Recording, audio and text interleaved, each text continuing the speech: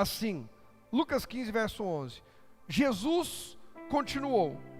O homem tinha quantos filhos? 2 filhos. O filho mais jovem disse ao pai: quero a minha parte da herança. E o pai dividiu seu bem entre os 2 filhos. Alguns dias depois, o filho mais jovem arrumou suas coisas e se mudou para uma terra distante. Mas fez o quê? Desperdiçou quanto, gente? Me ajuda? Tudo quanto tinha por viver. De que forma? Desregrada. Ele mudou para uma terra distante e desperdiçou quanto? Tudo por viver. De que jeito? De forma o quê? Desregrada. Presta atenção aqui. O pai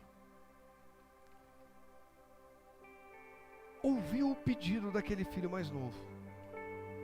O filho olhou e falou: pai, eu quero receber a minha parte, sabe, eu cansei de ficar aqui dentro dessa casa, sem fazer o que eu quero, do jeito que eu quero, quando eu quero. Você garante que essa herança, a minha parte, a parte que me cabe, vai ser minha? Vai, filho. Um dia vai ser sua. Quando? Um dia vai ser sua. Quando? Um dia vai ser sua. Eu quero hoje. Ah, filho, mas um dia vai ser. Eu quero hoje. Tá bom. É sua. Sério, pai? É sua? É. Bom. Tá bom. É sua. Só que eu vou entregar a sua parte e a do seu irmão. Aquele filho tinha direito já à parte dele? Não, porque o pai não tinha morrido. Nós tínhamos direito, por algum tipo de boa ação, por algum tipo de merecimento, por qualquer tipo de, sabe, mérito nosso, a paternidade de Deus sobre nós? Também não. Ainda assim, o Pai nos garante. Ainda assim o Pai nos recebe. Ainda assim o Pai nos adota. Ainda assim o Pai nos abraça, nos acolhe. Primeiro tópico de hoje, presta atenção nisso aqui, ó. Coloca aí para mim, por favor. O Pai garantiu a parte dele, do filho que pediu. Claro que ele deu dos 2, tá? Mas o objeto de estudo principalmente é o mais novo. O pai garantiu a parte dele na herança. Deus nos provê, mesmo sem merecer, mesmo sem ter feito por onde, mesmo fora de tempo. Deus nos provê. Agora, daí em diante, são o quê? Nossas escolhas e ações. Filho, é isso que você quer? É. Tem certeza? Tenho. Então toma. O pai entregou para ele. O que ele vai fazer dali em diante é com ele. Até porque a parte da herança deveria ser entregue na ausência do pai, não na presença. Herança é depois que o pai morre. O que ele vai fazer é problema dele. O pai não vai estar ali para participar. Mas como ele pede em vida, o pai entrega, ele sai de casa e ele é que vai escolher, ele é que vai agir. O que eu e você estamos fazendo com tudo que o pai tem nos dado? Que tipo de vida, que tipo de escolhas, quais são as escolhas que estamos fazendo com a vida que Deus nos entregou? É fato que Deus amou o mundo de tal maneira que entregou o seu Filho unigênito, Jesus Cristo, para que todo aquele que nele crê não pereça, mas tenha vida eterna. Mas a pergunta que fica é: o que nós estamos fazendo com a vida de Jesus? O que estamos fazendo com a vida do Filho de Deus que foi entregue numa cruz por nós?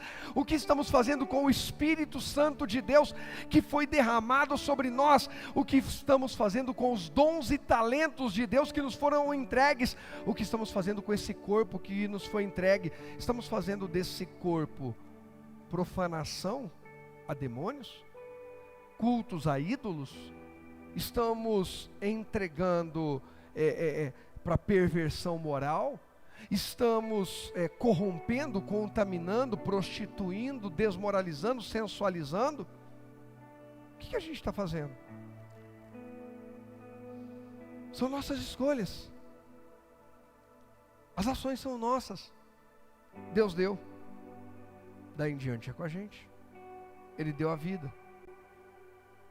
Em Gênesis 2, quando Deus dá ao homem o jardim para ele cuidar, ele põe um limite. Ele diz: eu coloquei uma árvore, a árvore do conhecimento do bem e do mal. Não come dela não, porque o dia que você comer, você morre. Para que plantar algo que é perigoso? Para que plantar algo que é perigoso? Para manter a saúde do relacionamento. Não, pastor, não entendi. Eu vou plantar algo que é perigoso para o homem para manter o relacionamento saudável? Porque se o homem não tiver a oportunidade de escolha, nunca será por amor, será por falta de opção.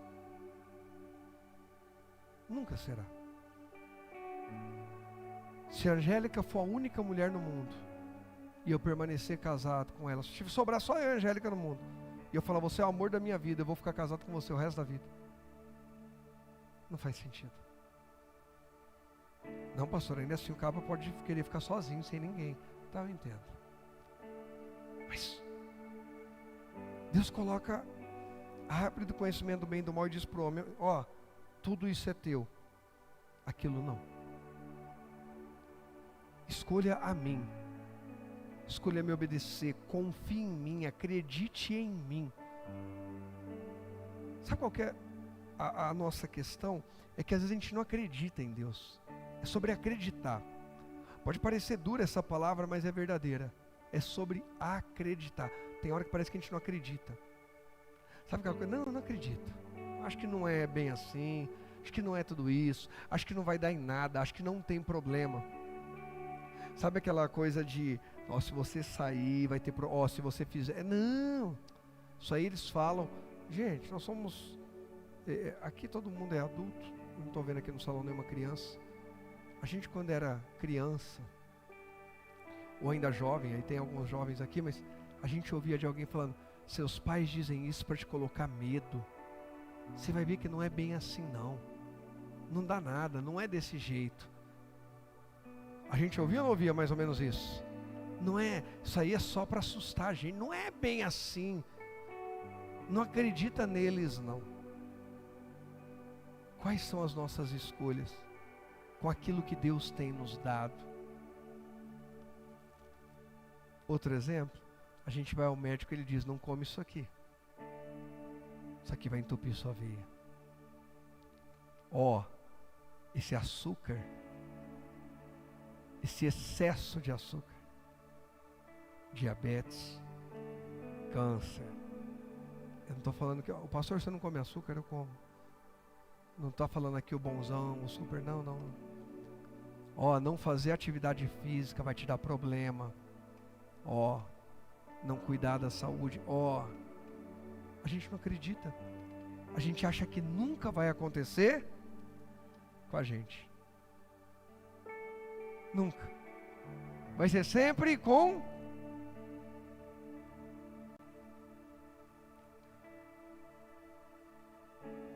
As pessoas dizem, eu não vou falar, tá? A gente pensa que sempre vai ser com os outros, até que um dia é com a gente.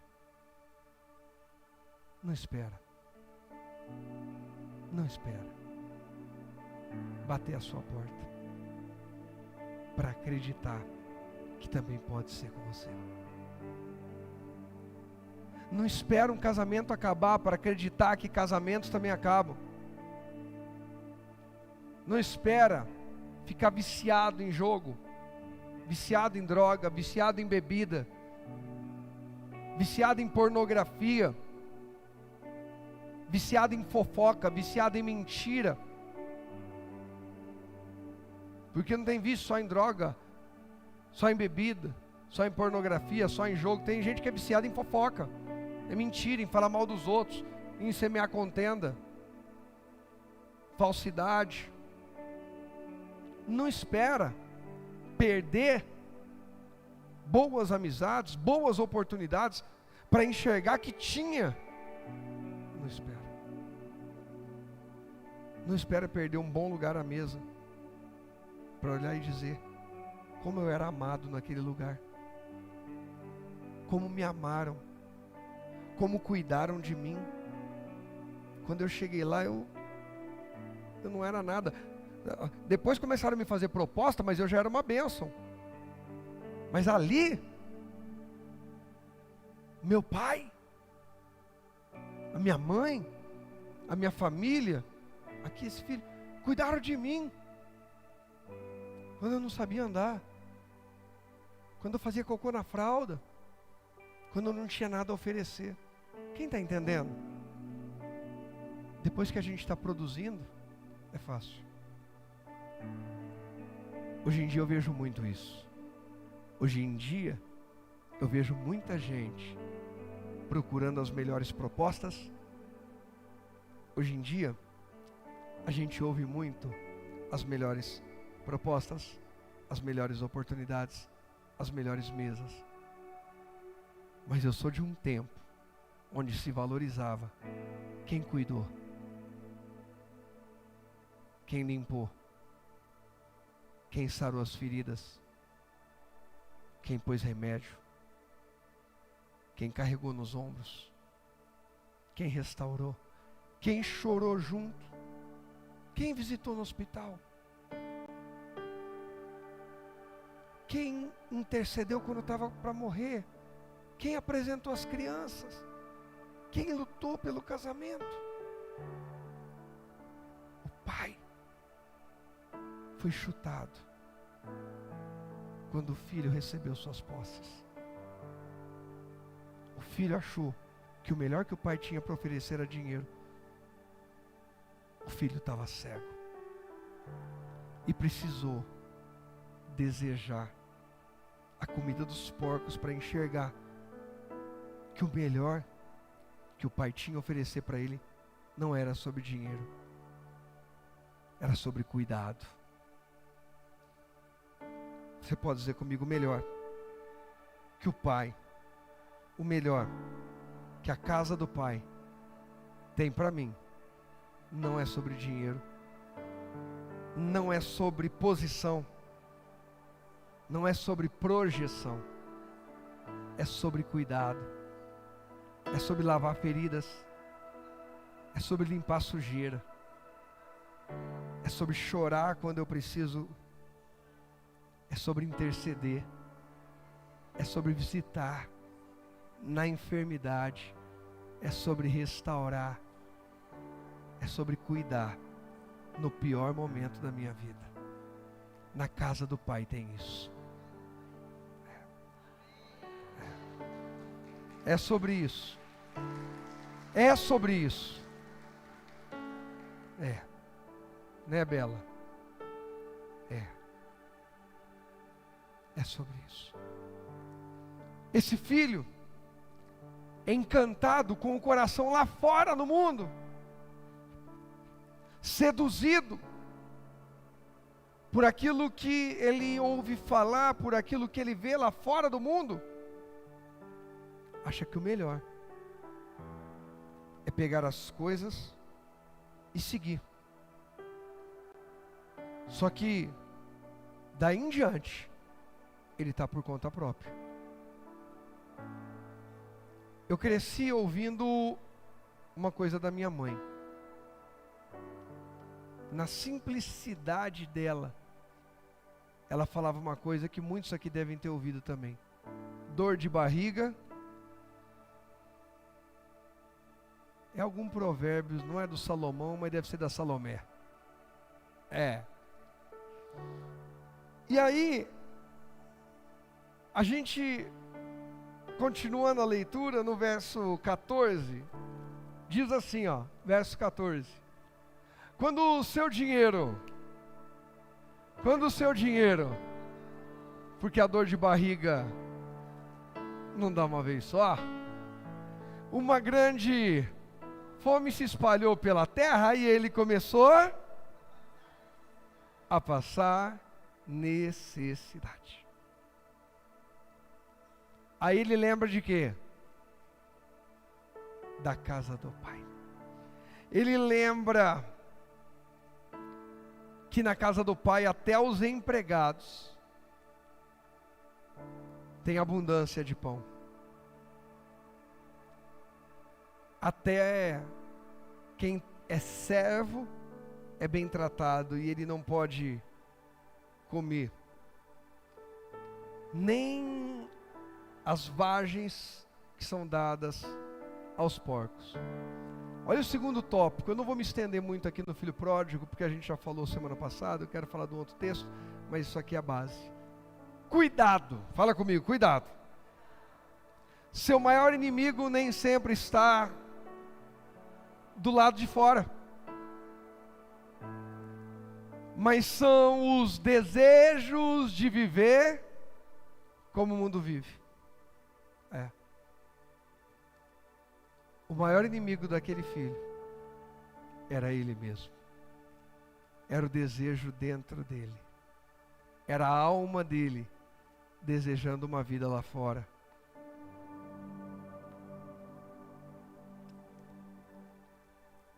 Seu maior inimigo nem sempre está do lado de fora. Será que é um ladrão que vai entrar na fazenda do meu pai? Será que são saqueadores? Será que são povos de outras terras que virão invadir? Será? Não. É o meu coração que vai desejar pegar a herança e ir lá viver uma vida desregrada no mundo.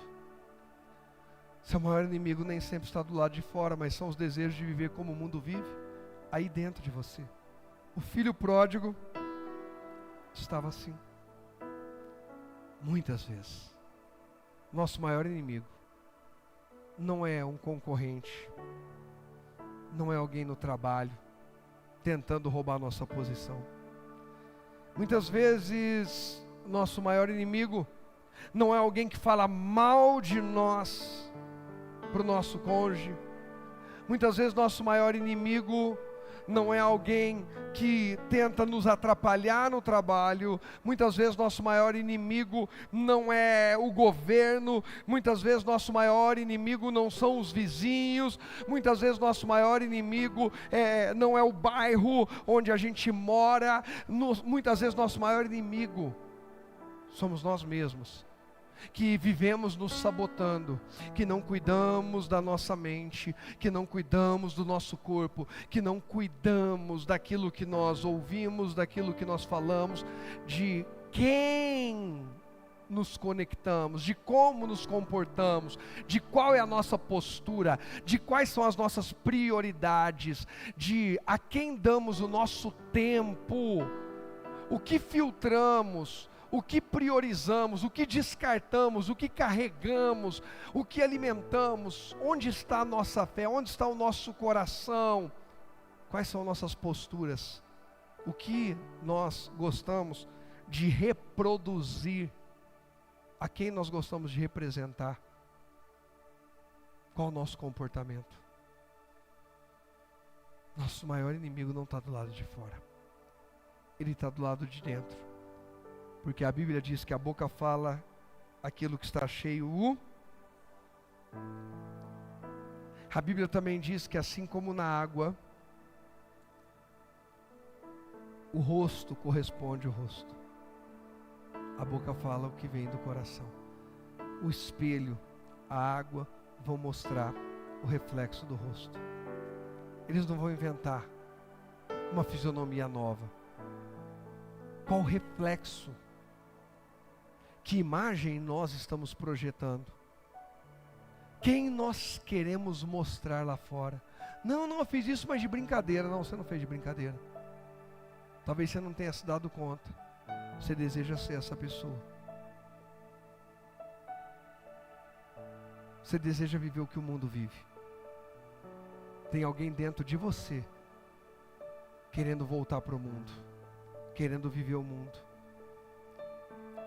É preocupante, é alarmante. Agora eu levanto aqui um alerta para pessoas como eu, por exemplo, que tenho filho que cresceu na igreja. Há muitos filhos que cresceram na igreja e que o diabo fica incitando eles a dizer: você precisa conhecer lá fora. Você viveu dentro da igreja, você precisa saber como que é, você precisa experimentar. Você só viveu dentro da igreja, você precisa ir lá fora experimentar. Você precisa ter uma experiência. Larga de ser besta, não é bem assim. Você precisa ter uma experiência, você precisa ter uma experiência.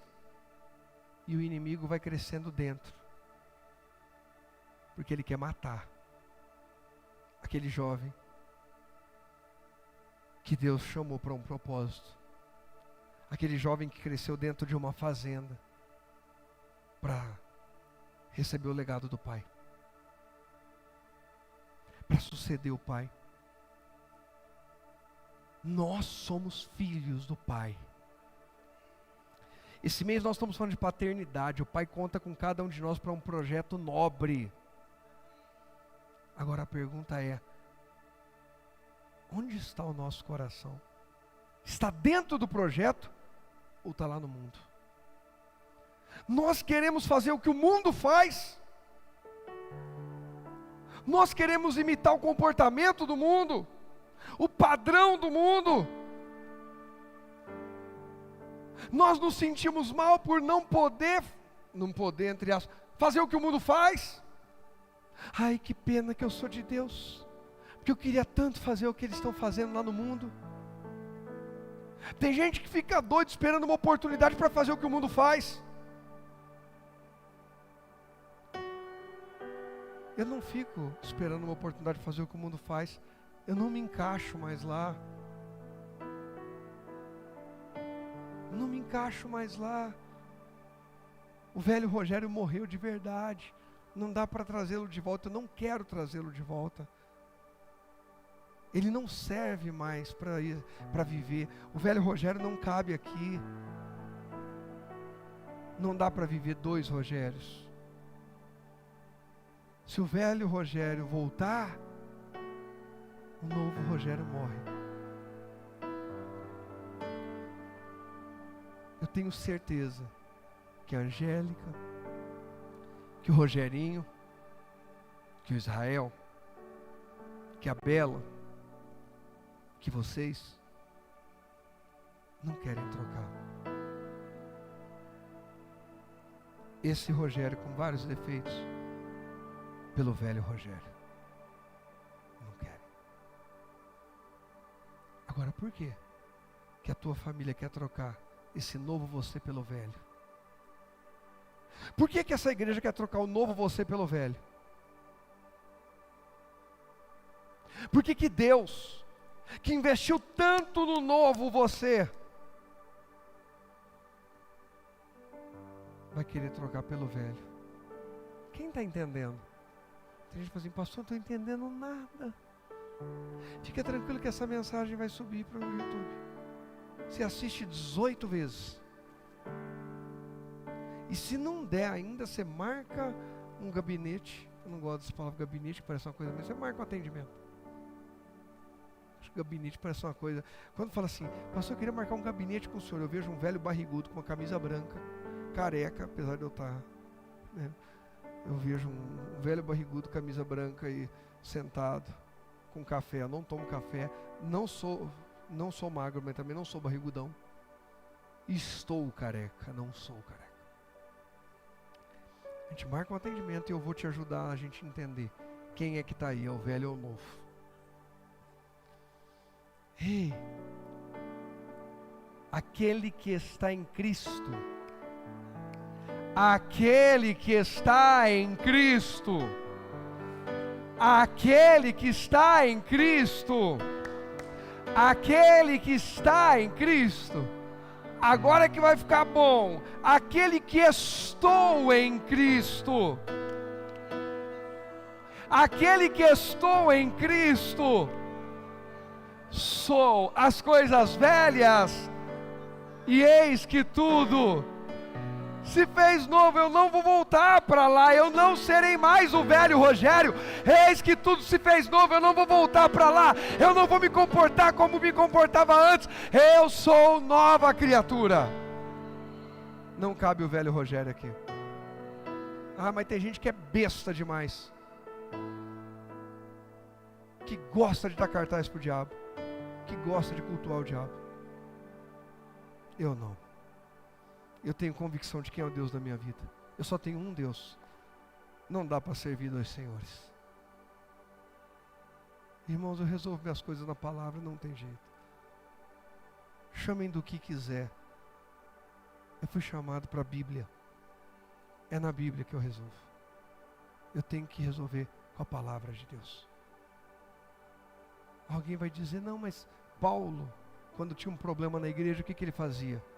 Palavra. A gente tem que resolver problemas com a palavra. Aquele filho falou, eu quero tudo que o pai tem, menos o principal. Nossa. Aquele filho disse, eu quero tudo que o pai tem, menos o principal. Isso é sério. Ele desprezou a única coisa que ele não podia desprezar. De vez em quando eu dou um exemplo aqui e volto nele. Algumas pessoas vão lembrar do baú da felicidade. Quem lembra? Finado Silvio Santos. Quando o baú da felicidade quebrou, ele lançou a Jequiti, que foi melhor do que o baú da felicidade.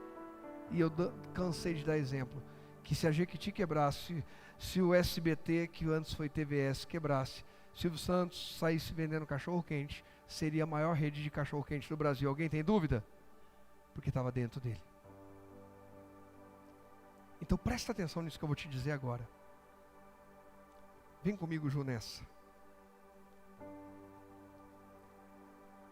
Aquele filho pediu a parte dele na herança, mas desprezou o principal. Ele desprezou apenas o melhor que o pai tinha, a essência. Tem gente carregando o pior, apenas o que é superficial. Jesus disse, não acumulem apenas ouro e prata, tesouro aqui na terra, que a traça, a ferrugem corroem, destroem, mas acumulem tesouro no céu, acumulem aquilo que é essência, aquilo que ninguém pode destruir. Aquele pai conseguiu distribuir, conseguiu dividir a herança entre os dois filhos, ainda ter fazenda, a ponto de quando o filho voltar, dar anel, vestes novas, restituir o filho e dar um grande banquete. Por quê? A essência da riqueza está com o pai. Enquanto um filho sai e quando a fome vem para a terra ele perde tudo, o pai distribui herança e a fome vem para a terra e o pai continua multiplicando. Ei, não perca o principal, absorve a essência de Deus, porque até em períodos de crise, até em períodos de fome, até em períodos de pressão, você vai continuar crescendo, prosperando, não se corrompendo e sendo uma bênção. Pega o melhor, a essência, a visão, a mentalidade, o entendimento. Ele achou que o principal era o dinheiro, o principal era a mentalidade, era a essência, era a visão. O filho pródigo estava totalmente corrompido. O maior inimigo já estava dentro dele, o desejo de viver segundo o mundo. Qual é o maior desejo do nosso coração hoje? Viver segundo o mundo ou viver segundo Deus? Nova criatura ou velha criatura? Não adianta a gente ainda ser bruto e achar ruim em ter que lidar com as consequências das nossas ações. Tem gente que acha ruim de ser corrigido. Tem gente que acha ruim de ser repreendido. Tem gente que acha ruim de ter que se consertar. Se a ação está desalinhada, tem que realinhar. Tem que pôr a casa em ordem. Estou desalinhado com a casa do Pai, vai ter que ser corrigido, não tem jeito. Nós temos boas referências na casa do Pai. Nós temos um bom padrão. Mas nós também temos propostas do mundo. O mundo vai dar propostas. Agora, a gente precisa escolher. O que nós vamos fazer? Quais serão as ações? É aquilo que enche o nosso coração. Mas não esqueça que o que enche o nosso coração trará consequências. E nós vamos ter que arcar com elas. Nós vamos ter que lidar com elas. E arcar com elas vai dizer se a gente vai ter uma vida de abundância ou de mendigância. Se a gente vai ter aquela vida de insegurança. Tem gente que tem medo de tudo, porque nunca age segundo a fé. Age sempre segundo o mundo. A Bíblia diz que Deus não deu espírito de covardia. Quem vive segundo o mundo não tem convicção de fé. Mas quem vive segundo Deus está sempre seguro, porque sabe que o Pai lhe garante. Como é que você tem coragem, pastor? O Pai me garante. Eu não estou agindo por mim. Não sou eu quem vivo, é Cristo que vive em mim. Sexta-feira eu estava falando com o irmão e ele falou: pastor, como você consegue? Como? Eu falei assim: não é como, é com quem? Como é que vocês passaram por isso? Como é que dá conta? Como é que fecha a conta? Não é como, é com quem? É porque Ele está conosco. A grande diferença nessa casa, na minha vida, nesse ministério, é poder dizer: Ebenezer, até aqui nos ajudou o Senhor. Foi Ele, porque dele, por Ele e para Ele são todas as coisas. Sempre Ele. Aí às vezes alguém diz assim: e agora eu quero ver. A gente não pode perder Ele. A gente não pode perder Ele. A gente não pode se perder dEle. É isso. Se a gente permanece, a coisa continua. Lucas capítulo 5, vem comigo. Quero mostrar uma coisa para você. Lucas 5, volta aí um pouquinho. A gente termina em Lucas 5, lendo alguns versículos.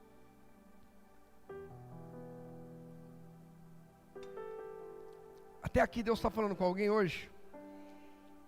Verso 1. Estando Jesus à beira do lago de Genezaré, grandes multidões se apertavam em volta dele para ouvir a palavra de Deus. Ele notou que junto à praia havia quantos barcos?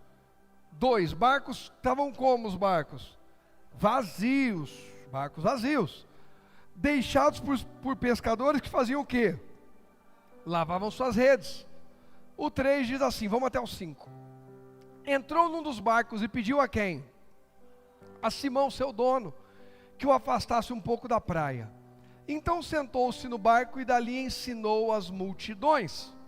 Quando terminou de falar, disse a Simão: agora vá para onde é mais fundo e lancem as redes para fazer o quê? Pescar. Simão respondeu.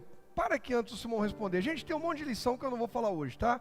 Primeiro que Jesus, ele vai fazer uma obra grande na vida de pessoas dispostas, disponíveis, que estejam fazendo alguma coisa, que parem de fazer o que estão fazendo.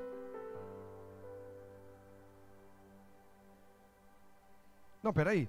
Dispostas, disponíveis, que parem de fazer o que estão fazendo, para servi-lo. Eu menti em alguma coisa? Eles estavam lavando as redes, pararam de lavar as redes para servir a Ele. Só pensa, quando que você falou assim, eu tenho uma coisa para fazer, mas chamaram, tem alguma coisa, eu vou parar isso aqui, porque está precisando, deixa eu ir lá servir Jesus. Não posso, eu tenho não posso, eu não posso. Mensagem para outro dia. Lucas 5, Zé, quando a gente fazer evangelismo. Linda, Lucas 5, para quando for ter mutirão. Lucas 5, se a gente quiser. Irmãos, se eu quiser pegar a Bíblia para marcar as coisas, vocês não fazem ideia o que tem na Bíblia para quando a gente quiser fazer convocação. Mas tá bom. Tá tudo na Bíblia. É só assim, está escrito, e está escrito. Estou mentindo? Então tá bom. E mais fundo. Vai mais fundo. Não é quem quer ficar só no rasinho. Então isso é mensagem para outro dia. Mas vamos a essa parte aqui, ó. E Simão respondeu: Mestre, trabalhamos o quê? Trabalhamos duro é coisa de preguiçoso, não é? Braço curto. É aquele pessoal que trabalha deitado, trabalha jogado, de qualquer jeito. Gente que trabalha olhando o celular. Eu não estou dizendo que ele não possa trabalhar com o celular. O cara está na máquina no celular. Ou qualquer outra coisa, não. Trabalhamos. É gente que se entrega no trabalho, dá o melhor de si. Se trabalharam, se entregaram, foram intensos. Intensidade. Trabalhamos duro quanto tempo? E não pegamos nada. Mas por ser, peraí, esse senhor está, e quem é que está falando com Pedro? E Jesus não é Senhor, é ou não é? E está o que aqui? E pode? Pode ou não pode? Vocês estão aqui ou foi arrebatado e eu fiquei? Pode ou não pode? Por quê?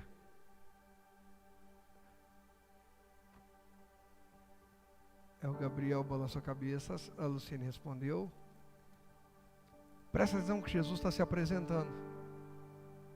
Pedro está conhecendo Jesus, não sabe quem ele é ainda. Ele está vendo Jesus, é um homem comum. Jesus não foi para a cruz. Ele não conhece Jesus ainda. Então é um Jesus homem. Amém? Ele ainda não reconhece Jesus como? Por ser o Senhor quem nos pede, ele já está vendo alguma coisa diferente, porque ele ouviu Jesus pregar. Então ele está vendo um Jesus diferente, mas não Deus. Porque ele vai lançar a rede. Trabalhamos duro a noite inteira, não pegamos nada, mas por ser o Senhor. Espera aí. Ele não vê Jesus como Deus, mas ele está reconhecendo que Jesus deve ser um profeta. Estou diante de um profeta aqui, um profeta poderoso. Eu ouvi suas palavras. Esse homem ensinando a multidão aqui, eu vi que ele é poderoso. Não acredito que ele seja Deus.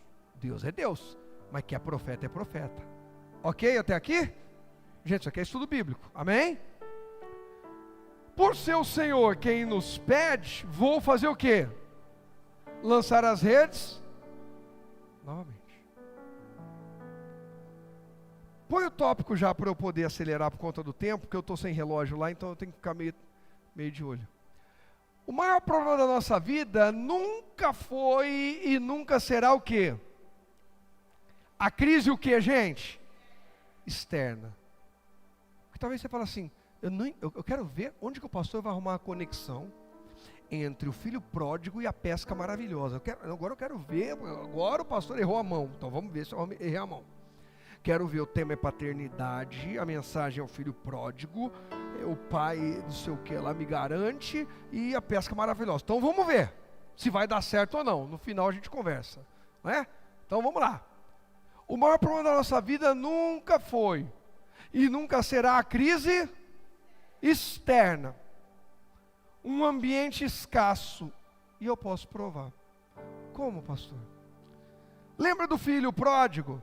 Pediu a parte dele e saiu e viveu uma vida desregrada. Aí o que aconteceu? Veio sobre a terra uma grande fome, crise. Foi arrumar um emprego e desejava comer a comida que se dava aos porcos, e o dono da fazenda não deixava. A crise externa fez aquele filho cair em si, e ele falou: por causa dessa crise eu estou lascado. Não é por causa daquela crise. A crise dele era dentro da casa do pai. O que fez ele chegar naquele ponto foi o mal que ele alimentou dentro da casa do pai. O problema dele nunca foi a crise que assolou a terra. O pai dele, quando ele volta para dentro da casa do pai dele, o pai dele dá banquete, o pai dele dá festa. A crise externa nunca mudou a realidade da casa do pai dele. Deixa eu dizer uma coisa para você: crises externas não mudarão a casa do pai. Crises no mundo nunca mudarão o céu. Como tem uma frase, o pastor Josué Gonçalves usa muito: o céu não está em crise, Deus está no controle. Eu creio em milagres.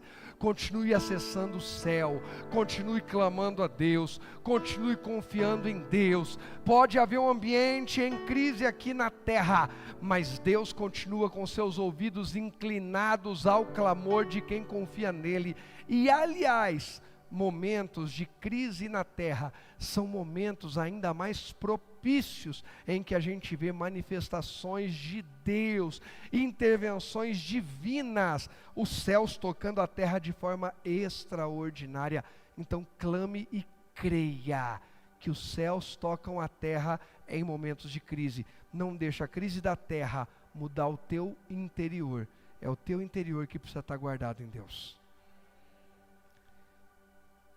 O maior problema da nossa vida nunca foi e nunca será a crise externa. Nunca foi e nunca será um ambiente escasso. Eu posso provar isso para você. Como, pastor?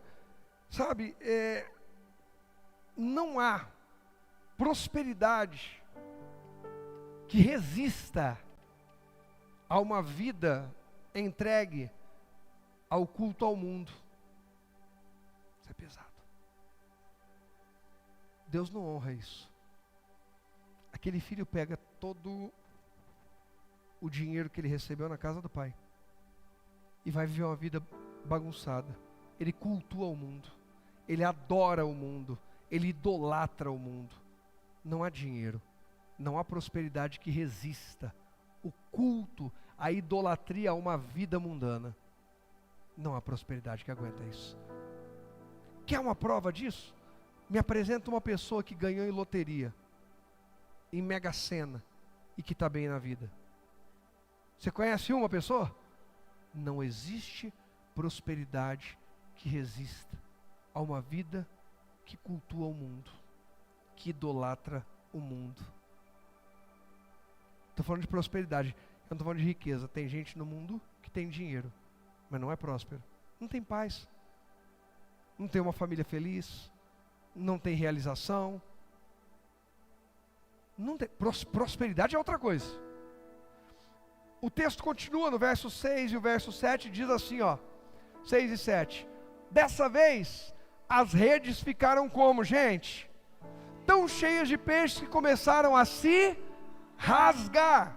O 7 diz: então pediram o quê? Ajuda aos companheiros do outro barco. E logo os dois barcos estavam tão cheios de peixe que quase o quê? Afundaram. Já põe o tópico aí, por favor, para a gente poder partir para o final. O ambiente era do que antes? Escassez. Não pegaram nada, mas dar atenção e obedecer a palavra de Deus faz o quê? Muda o cenário e garante provisão extraordinária. O problema não é o ambiente. Eles estavam no mesmo lugar, no mar de Genezaré, no mar da Galileia, no mesmo lugar. A diferença é quem está dentro do barco. é com quem a gente está andando, é quem a gente está ouvindo. A fé vem pelo e ouvir a palavra de... Se eu ouvir o Pai, Jesus diz: se alguém me servir, meu Pai o honrará. Pedro serviu o Pai, serviu Jesus, serviu com o barco, serviu com atenção. O Pai honrou e trouxe os cardumes de peixe ali para ele. Sirva Jesus e o Pai vai te honrar. O Pai garante. Sirva Jesus e o Pai vai te honrar. Não tem ambiente de crise que resista a alguém que está servindo Jesus. A crise mudou. Agora, e o filho que desonra o pai?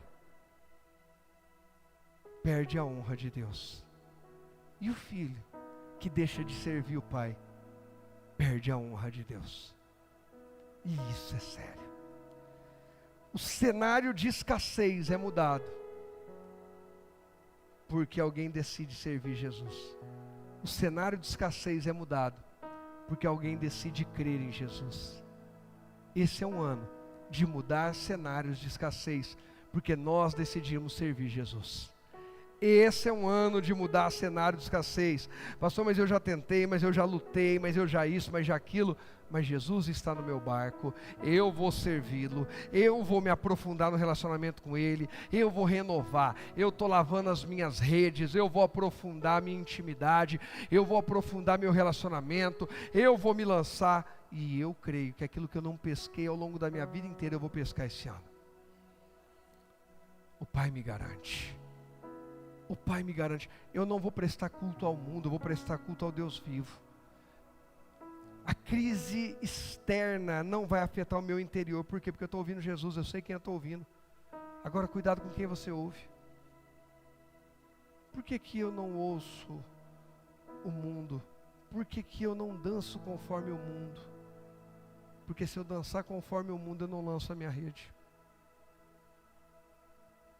Por que que mais uma vez Pedro teve coragem de lançar a rede?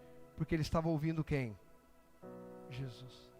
Aquele tempo, com Jesus dentro do barco, ouvindo a pregação, encorajou Pedro a lançar a rede. Se naquela hora Pedro pega o celular dele, põe o fone de ouvido e vai ouvir um funk, ou qualquer outra música que você queira, igual às vezes alguém está no culto ouvindo outra coisa, está em casa fingindo que está assistindo a ministração e prestando atenção em outra coisa. Aí chega na hora de orar, não sabe nem o que orar,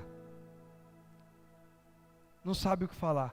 Vem o problema, vem a crise, vem a escassez, vem a pressão, vem a má notícia, a pessoa não sabe o que fazer. Sabe por quê? Porque enquanto Jesus estava falando, a pessoa estava dando de ombros. Quem está entendendo o que nós estamos fazendo quando Jesus entra no nosso barco? E eu vou dizer uma coisa, Jesus entra nesse barco aqui, hein? E a gente afasta bastante esse barco da margem, e Jesus fala bastante aqui nesse barco. E vou dizer uma coisa, hein? Eu estou percebendo que eu sou peixe pequeno, peixe grande está entrando aí.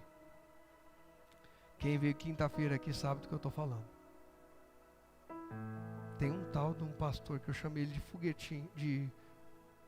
foguetinho, e ele falou: não sou o pastor elétrico.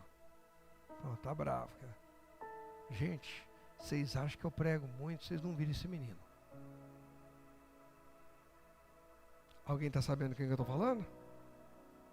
Me surpreendeu, de verdade. Não é porque é meu filho, não. O que o Israel fez quinta-feira aqui. E eu achei que ele ia contar uma historinha e vim aqui só para interagir com ele. Falei, ele vai falar alguma coisa e eu vou pregar. Ele pregou. Ele deu o título da mensagem, ele pregou, chamou, fez dinâmica, fez a igreja chorar. Eu preguei 12 dias, algum dia alguém deve ter chorado. Em algum momento, que às vezes estava com unha encravada, sei lá. Recebeu a notícia. E fez a igreja chorar, fez. Ele pregou aqui, ele pregou do filho pródigo, irmão. Ele fez a encenação na hora que o pai abraçou o filho e todo mundo começou a chorar. Eu falei, por que eu não pensei nisso? Ele deu uma aqui em quem enterra o seu talento.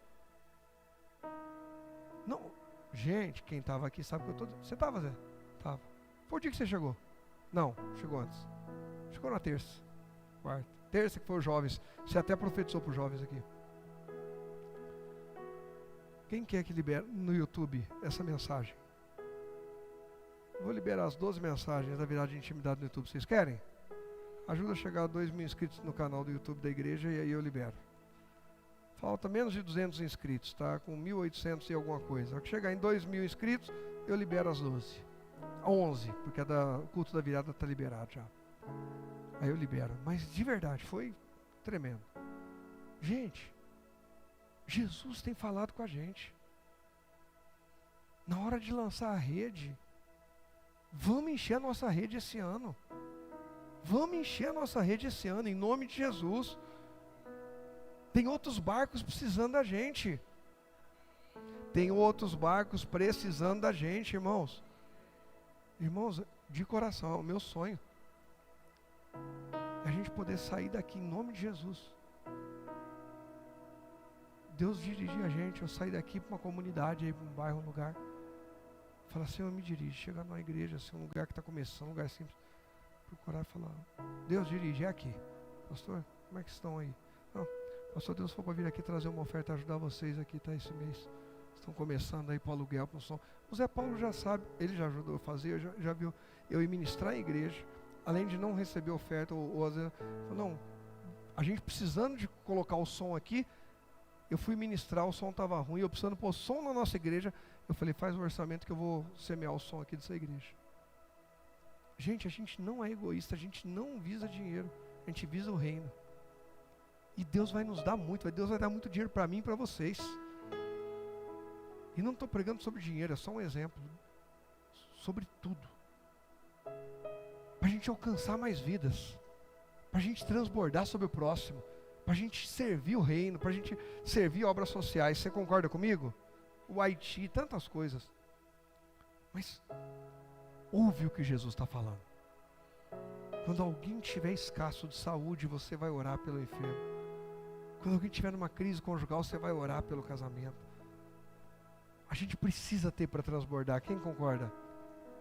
Ambiente de escassez. Eles não pegaram nada.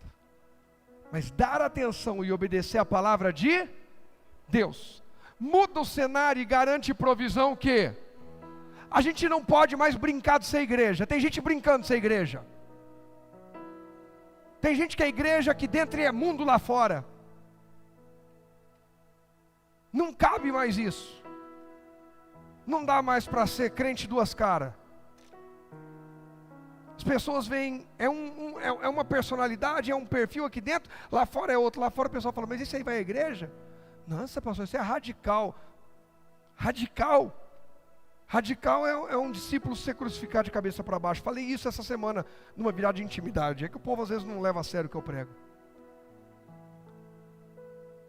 Radical é Paulo ser decapitado. Preguei isso essa semana na virada de intimidade. É que o pessoal não lê Bíblia, não estuda. Preguei isso essa semana. Radical é o meu Jesus ser espancado, o couro dele ser arrancado nas ruas de Jerusalém.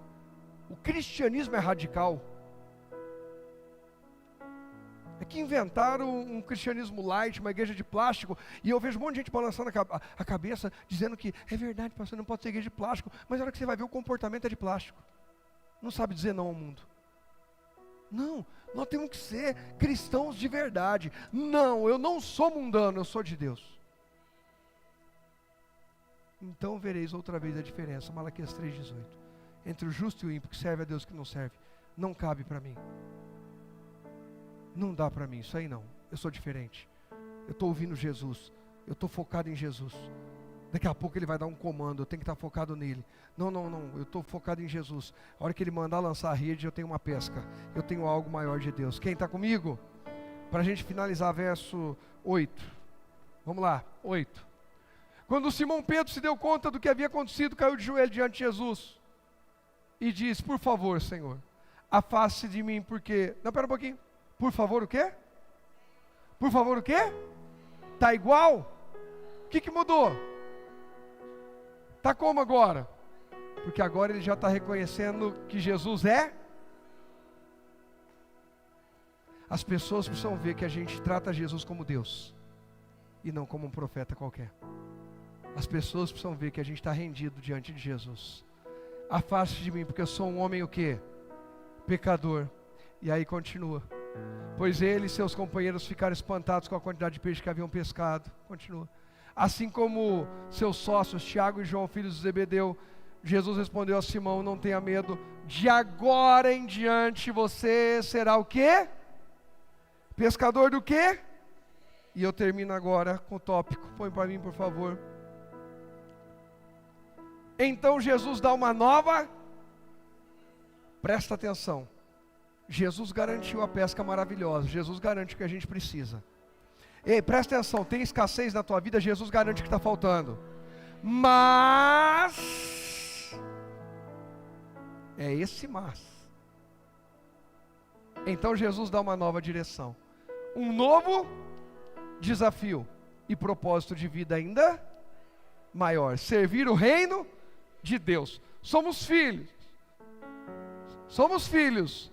O Pai nos garante, mas fomos criados para obras maiores. Viver e anunciar o reino de Deus. Creia, Deus vai te abençoar. Deus te garante, Deus te provê, Deus te abençoa, mas tudo que Deus faz na minha e na sua vida é para transbordar, é para viver e anunciar o reino dele, é para ser testemunha, é para ser santo e uma bênção para anunciar o reino de Deus aqui na terra. Só quem crê diz, pode aplaudir ao Senhor Jesus.